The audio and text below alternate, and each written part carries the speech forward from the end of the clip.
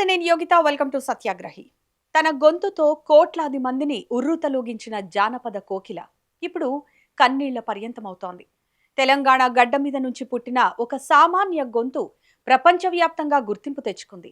కానీ అదే గొంతు ఇప్పుడు వివాదాల్లో చిక్కుకుంది. 10 కోట్ల రూపాయల మోసం, చంపుతామని లాయర్కు బెదిరింపులు, డైరెక్టర్లపై కేసులు, ఇవన్నీ వింటుంటే ఇదేదో సినిమా స్టోరీలో ఉంది కదూ. కానీ ఇది సింగర్ మంగ్లీ ప్రస్తుత పరిస్థితి. అసలు మంగ్లీ చుట్టూ జరుగుతున్న ఈ గందరగోళం ఏంటి? ఆమెపై వస్తున్న ఆరోపణల్లో నిజమెంత?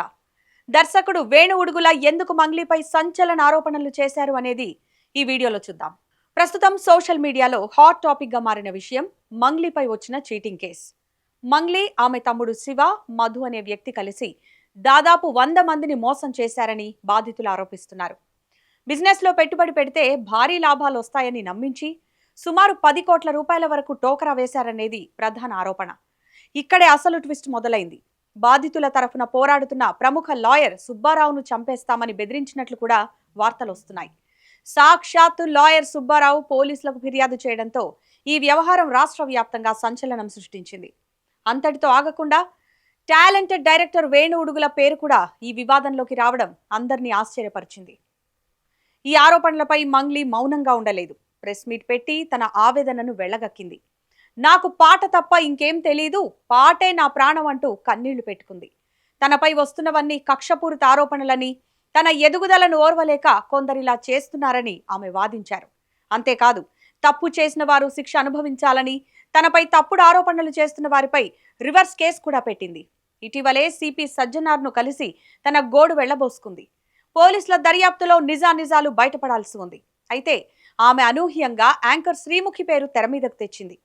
లాయర్ సుబ్బారావుకి పబ్లిసిటీ అంటే పిచ్చి అని, పైగా అతనికి బిగ్ బాస్ కు వెళ్లాలని కోరికుందని, అందుకే ఇదంతా కావాలని చేస్తున్నారని ఆరోపించింది. పైగా యాంకర్ శ్రీముఖి అంటే అతనికి క్రష్ అని మంగ్లీ చెప్పుకొచ్చింది. అయితే మంగ్లీ యాంకర్ శ్రీముఖి పేరుని వ్యూహాత్మకంగానే తెరపైకి తెచ్చారని తెలుస్తోంది. టాపిక్ డైవర్ట్ చేయడానికే శ్రీముఖి పేరును ఉపయోగించారని మాటలు కూడా వినిపిస్తున్నాయి. శ్రీముఖి ఓ సెలబ్రిటీ. ఆమంటే క్రష్ ఉన్న వాళ్ల సంఖ్య లక్షల్లో ఉంటుంది. అందులో తప్పే ఉంది? ఇక బిగ్ బాస్ కి వెళ్లి ఫేమస్ కావాలని చాలా మంది ప్రయత్నిస్తుంటారు. అందులో లాయర్ సుబ్బారావుని తప్పుపట్టాల్సిన అవసరం ఏముందో ఎవరికి అర్థం కావడం లేదు.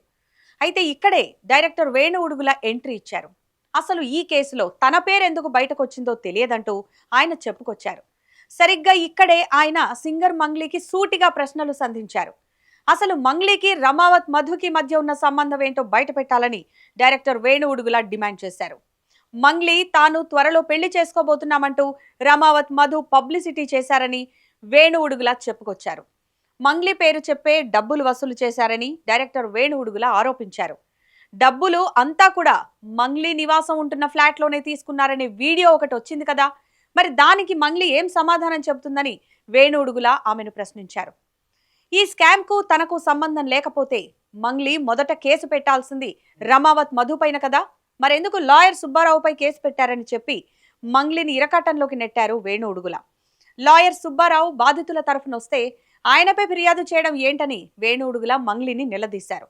లాయర్ సుబ్బారావు తన దగ్గరున్న సాక్ష్యాలను చూపిస్తున్నారు, మంగ్లీ దగ్గర ఎలాంటి సాక్ష్యాలు ఉన్నాయో బయట పెట్టాలని ఆయన కోరారు.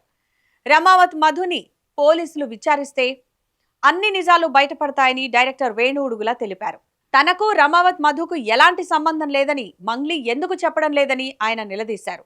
అసలు డబ్బంతా ఏమైందో రమావత్ మధుని పట్టుకుంటే తెలుస్తుందని డైరెక్టర్ వేణు ఉడుగుల చెప్పుకొచ్చారు.